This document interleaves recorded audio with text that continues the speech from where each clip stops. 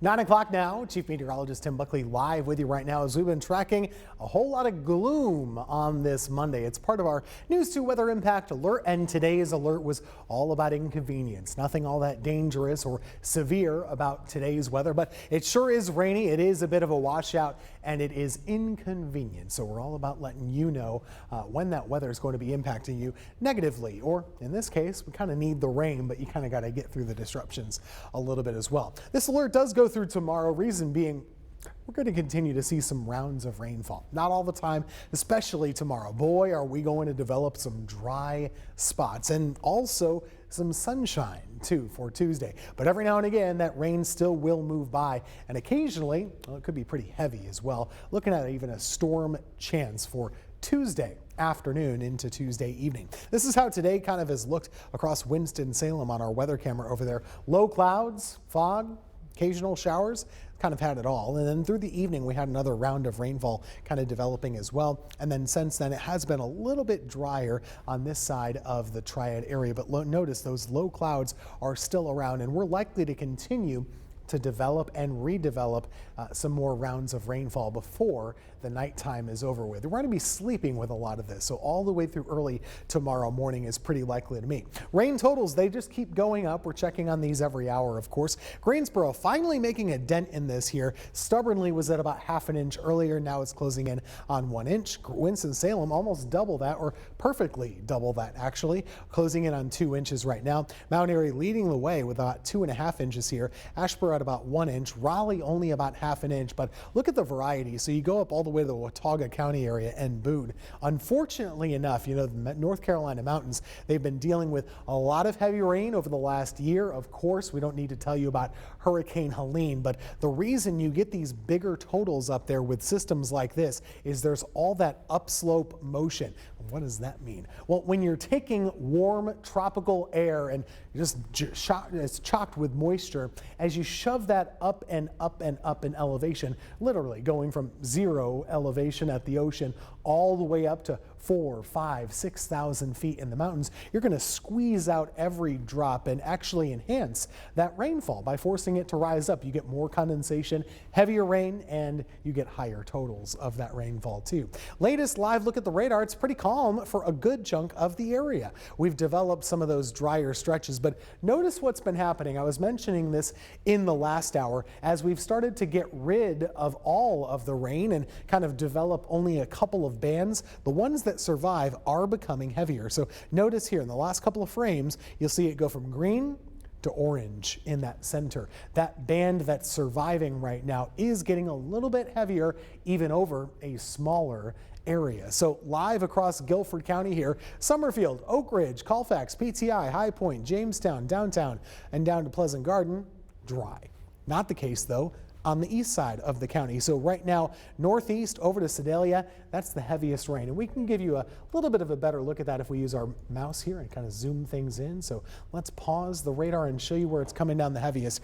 This is I-40. Right there by the urban loop, that stretch from 40 over there through the Red Oak Brewery area, right by the county line. That's where you have some of the heavier rainfall. If we zoom in a little bit more, Sedalia near a Rock Creek Dairy Road, really coming down. This is all moving north as well.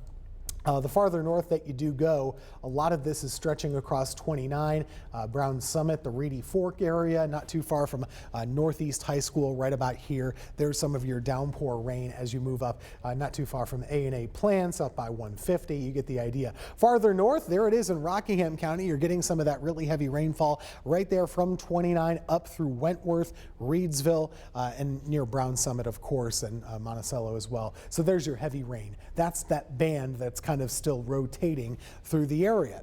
Mebane, Graham, you're getting some rain, but not all that much of it. Burlington, very light amounts for you right now, so you're not going to add to your total all that much right now. Caswell County, same thing. You're on the weaker and lighter side of the rainfall at this time, but as I just showed you before, Rockingham County, you're getting it and will continue to for at least another hour or so. It's dry in all of Forsyth County, dry in Davidson County too. It was raining a lot there earlier, not anymore. Stokes County, you just went through it with that line of heavy rain. That's now moved up into Patrick County, Virginia. We showed you the other side of Rockingham County. Here's the rest of it from Wentworth up to Eden, Stoneville, Madison, Mayodan. You're finishing up, but the rest of you still have to get through that next round of rain. It's really heavier than it looks. When you see the oranges on the radar, today, they really do count. Sometimes that tropical moisture can kind of sneak under the radar beam a little bit and be underestimated. Somewhere that's really been dealing with the rainfall, I showed you the total before, 4 inches so far today in Boone, and I do have bad news. This line continues to just kind of aim itself like a fire hose. So it's kind of stretched from Hickory through Lenoir and Caldwell County and up to Wilkes County, Ashe County, Avery County, and Watauga County. You're getting a whole lot of rain right now. And there are flood advisories, not flash flood warnings, but flood advisories up there for that chunk of the North Carolina mountains. Now there is a severe weather threat for today and probably will be one for tomorrow as well. It only is right now for those coastal and really midland South Carolina areas. As far as the tornado risk goes, from Columbia to Charleston to Myrtle Beach and Wilmington, this runs through about 8 a.m. tomorrow. So something to keep an eye on, but not something we necessarily have to worry about right here, right now. Earlier this evening, there was a tornado warning right about here in South Carolina near the town of Calhoun Falls. That storm has kind of blossomed and spread out a little bit. There's no longer any rotation with it, but it's moving through just south of Anderson, South Carolina. Clemson's right up about here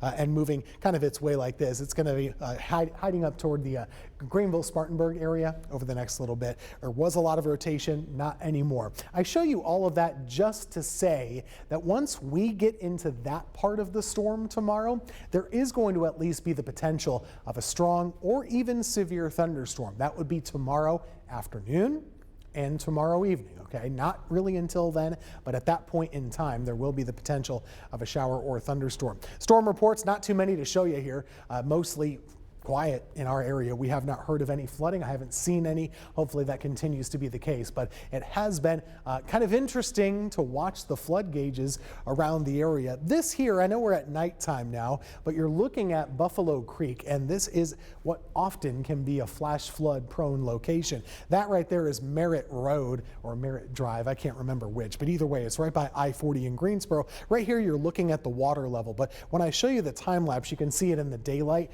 Watch how it moves up and down. So late this afternoon, you'll see the water going down. And then as we get a downpour this evening, you're really going to see it rise. You see how it did that? It kind of goes back and forth. Let me roll that back for you so we can kind of control the speed of motion. Here's 7 o'clock. There's a little bit later. And where's the next frame? Right there. So between about 7:55 and 8 o'clock, that's like 10 minutes? That's a wild jump in water, and there you go, just kind of, exceeding that again. Now it's starting to go down, it looks like just a little bit, but that's kind of what flash flooding is. When we talk about flash flooding, it's going from this to that without all that much warning, and that's an example of that this evening along Buffalo Creek, which truly, if you live in Greensboro, you know this area pretty well. Buffalo Creek is infamous. And it's all because of that flash flooding character. It's worse in urban areas, flash flooding is, because you have pavement, paved surfaces, that water, even if you have regular old rain, you're going to run that water off all those surfaces. It's not going to soak into the ground, and so it's going to run into those creeks and streams across the area, not the rivers and lakes that you're used to.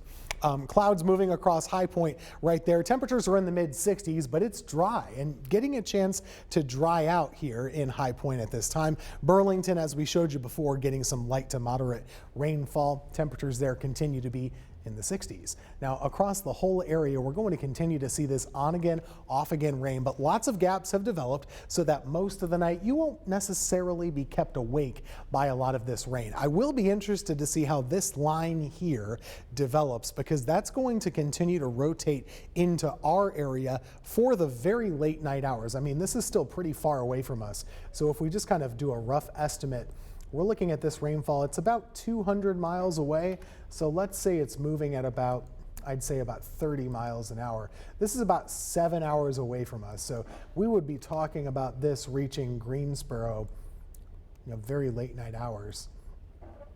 So around this rough estimate, Charlotte area closing in on 2 o'clock, Triad area around 4 a.m., Raleigh about 6 a.m. So this has a ways to go, but that might be our next round of very heavy rain and possibly even some thunder and lightning too. So something to keep in mind as we go into tomorrow morning. This is all part of a big low pressure area, isn't it? We've been talking about this since late last week. It's swirling and spinning around. We call these cutoff lows. And why do we call them that? Well, this is a system that is, to be fair, cut off from the main flow. The jet stream across the country right now is, well, it's a bit off the screen. If I can rotate it, I might be able to show you. It's at the range of the satellite disk here, but there's your jet stream. So it goes kind of like this right now. It shifts and moves around, but right now that's the position. So it's way up in central Canada. Well, this spinning thing, the low pressure area, there's nothing to chug it along. So if that jet stream was a little bit farther south, it'd pick it up and off it goes. Then you just get a system for about half a day. In this case, it's slowly, stubbornly moving on its own. It has its own momentum. There's nothing else to influence it. So that's why we have about a 4 to 5 day weather pattern rather than just a quick half day cold front type of a system. That's the difference.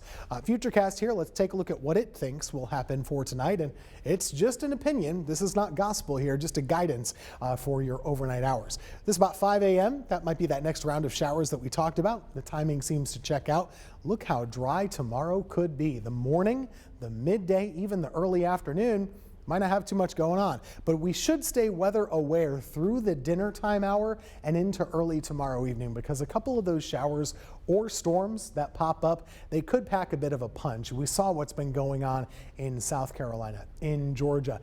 We might want to be alert for a warning or two for tomorrow. As of right now, we're not in a risk level for tomorrow, but I kind of think we should be, at least a low one. So we'll be watching that for you.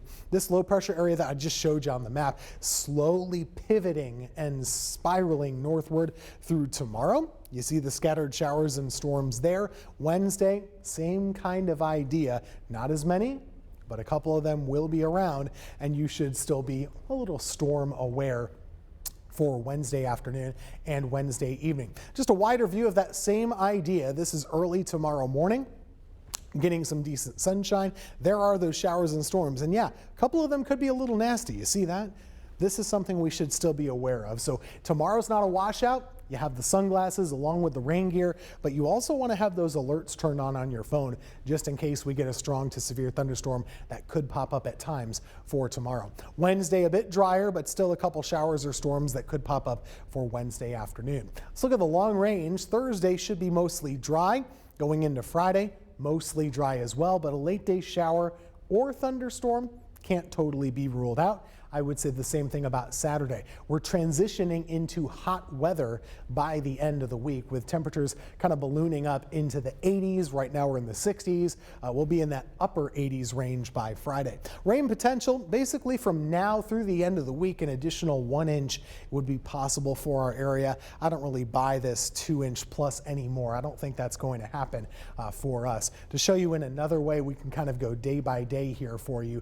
Tomorrow, Wednesday, having the best chances of those pop-up showers and storms. Thursday and Friday, much more isolated. I would expect Thursday to be a dry day of weather, but on Friday, with all that heat that's building in here and all the warmth, there will be that possibility that we get some nasty thunderstorms starting to pop up on Friday afternoon and into the day on Saturday. You know, we have been in a bit of a drought. That's been something that's been the case for a while now. That continues. This is a drought report from last week. They issue it every Thursday, so we have a couple more days to wait to see what the impact of today's rainfall is. But either way, there's a lot of places to put this water that's coming down from the sky, and that's a good thing. For tonight, cloudy. Occasional rounds of showers and storms are possible. Temperatures hang out in the 60s. For tomorrow, it's a more dry day compared to today, but we will still have some rain on and off again, especially for the afternoon. Keep an eye to the sky. There could be a couple strong, even severe thunderstorms are possible. 7-day forecast, we'll take a look at tomorrow into Wednesday. Still finding some on again, off again downpours at times, and then Thursday looks to be dry and warming up. We'll be in the upper 80s for Friday with a chance of a late day storm. Same idea for Saturday, but Sunday is looking drier still with temperatures in the mid 80s. You know, while we have you here on WFMY Plus, wanted to let you know about something we just put together and we're pretty proud of. This is our Eyeing Up Hurricane Season special. In this, when you watch it, you're going to learn a lot from the whole weather team. Ed, Claire, Christian, and myself. We're going to tell you all about how hurricanes form, where they tend to go, what kind of impact they've had on our state in the past, and what you might be able to expect this year. You can click to that special on demand anytime right here on WFMY Plus.